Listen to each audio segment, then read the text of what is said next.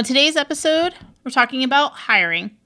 I'm Amanda, John's out. We are the Hardscape nerds. And why Hardscapes? Because we scape so hard. This is the time that I want to let you realize that this is probably a party that you don't want to attend, but you're locked in.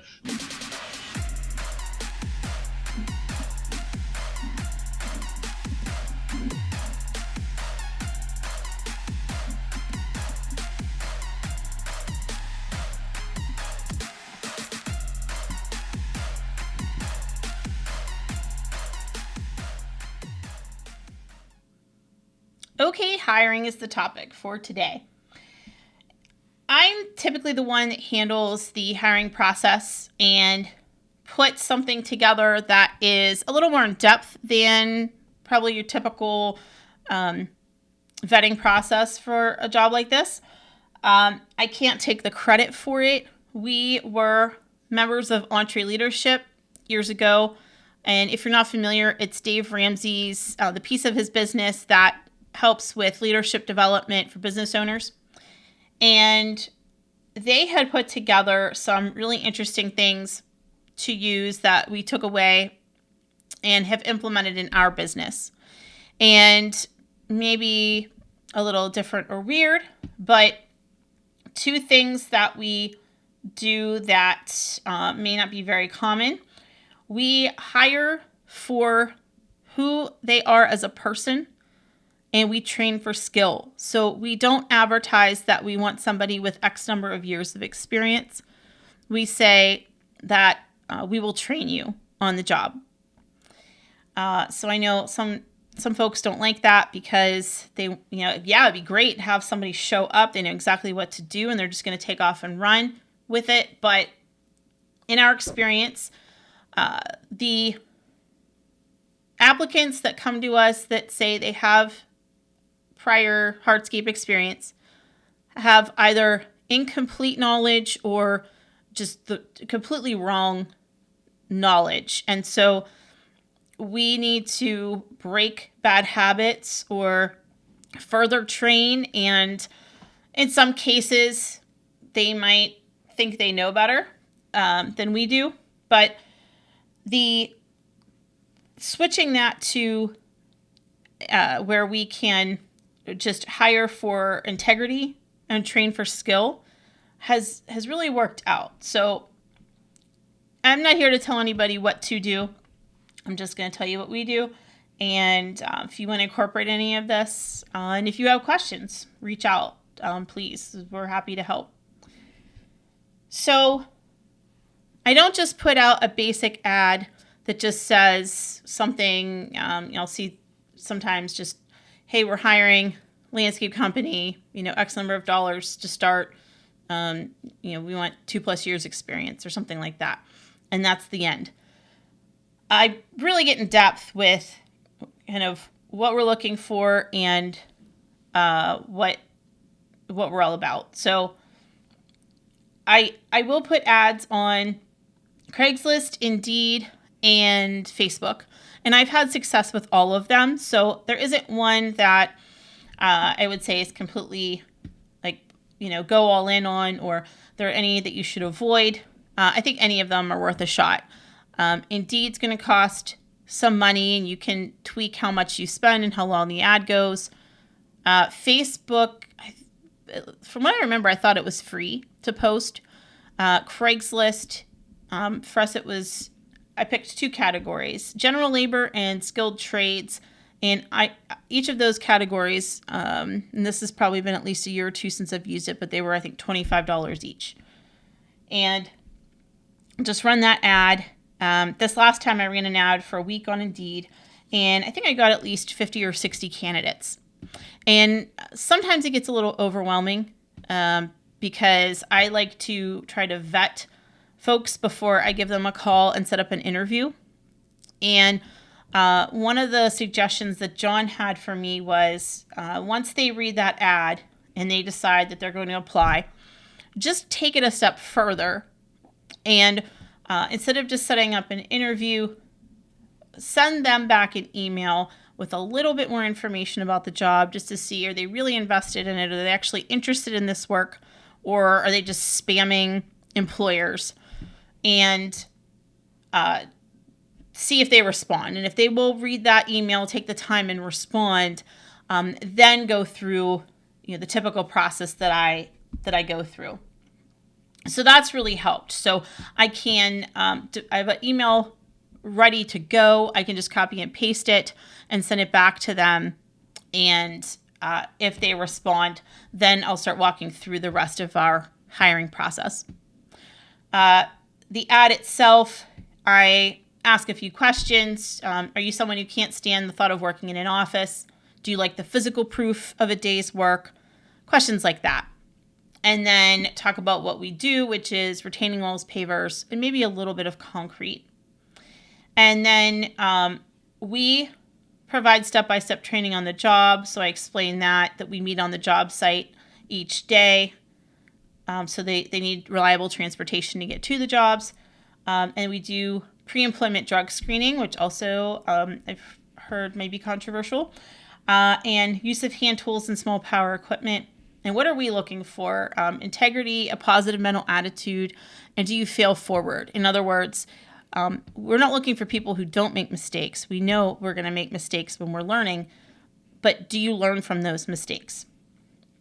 And then, we're a single crew landscape installation company. We're building a team to grow with us. So I have a place on the website where they can apply there, but usually on Indeed, somebody just has a resume, they send it to you, and we go from there. So that's our ad, and I just use the same ad over and over again.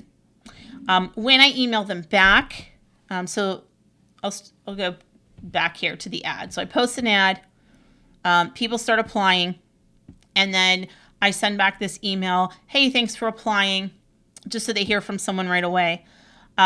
We meet on the job every day. You need reliable transportation. Is that a problem, or do you have reliable transportation? We work Monday through Friday. Usually start between 7:30 and 8 and end maybe between 3 and 5. Some Saturdays maybe, which honestly we don't work Saturdays. That's pretty rare, and we never work on Sunday. And just kind of reiterate that we do a lot of heavy lifting. Are you up for it? And so they will, either I don't hear from them or they email me back, yeah, that sounds good. And then I will do a little background check before I call them to set up an interview. Back to the piece about drug testing. We do pre-employment drug screenings, and we also do a little bit of a physical fitness test.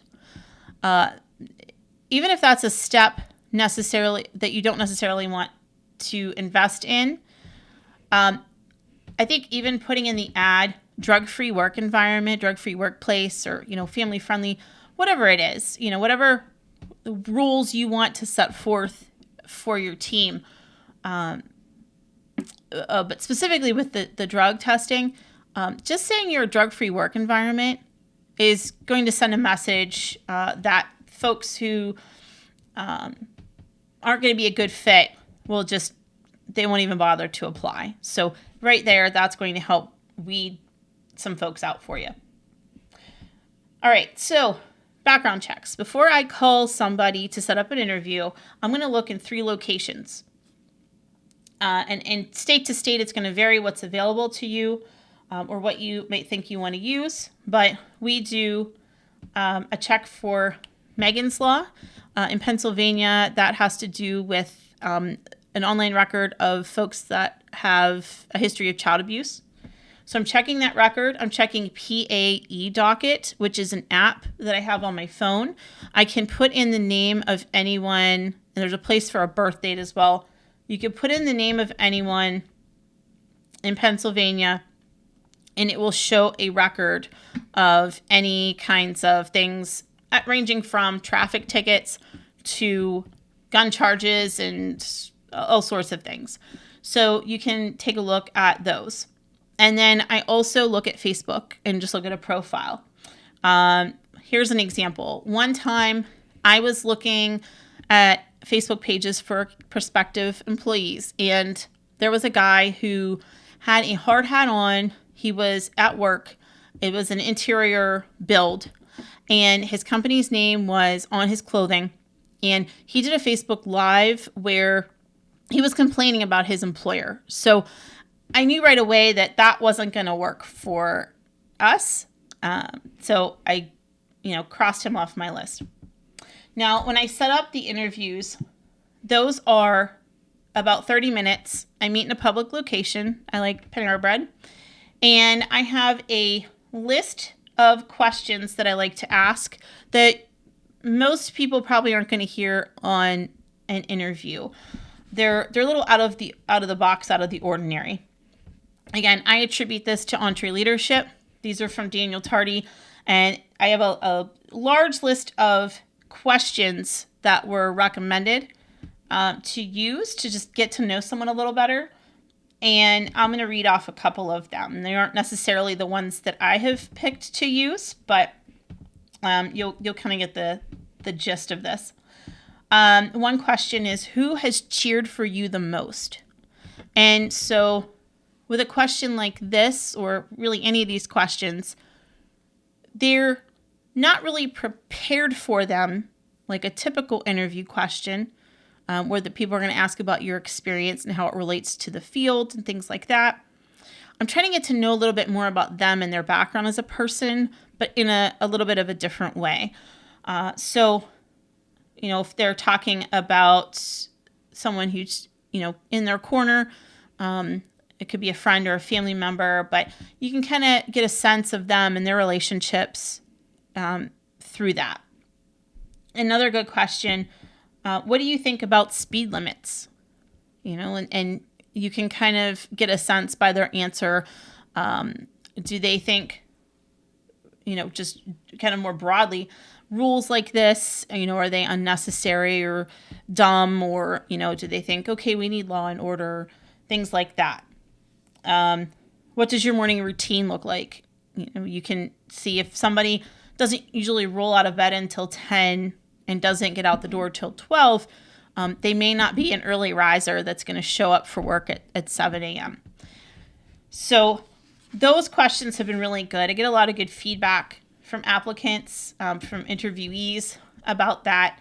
And they've really given me some good insight into the folks that I'm speaking with. So I sit down for those interviews and I write down notes after they leave, and I bring those notes home and John and I discuss it. And without getting into my own opinions, I try to keep it neutral. I have my own opinions of who I think might be a good fit or not. And then he gives me his feedback, and we're generally on the same page with that, and say, okay, this person, I don't think they're going to work out for, this reason. And hey, let's try this person out. So I also, in that interview, sorry, I'm skipping around. In the interview, I will ask for 3 professional references. And if they don't have 3, at least 1 or 2, and a personal reference or 2 if they want to volunteer that. And I will check references for them.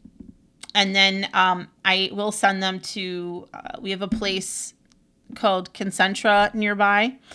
And what they will do is the pre-employment screenings for us. So if somebody's a good fit, I will send them to Concentra, and I fill out a form, let Concentra know they're coming, and we pay for a rapid drug screen.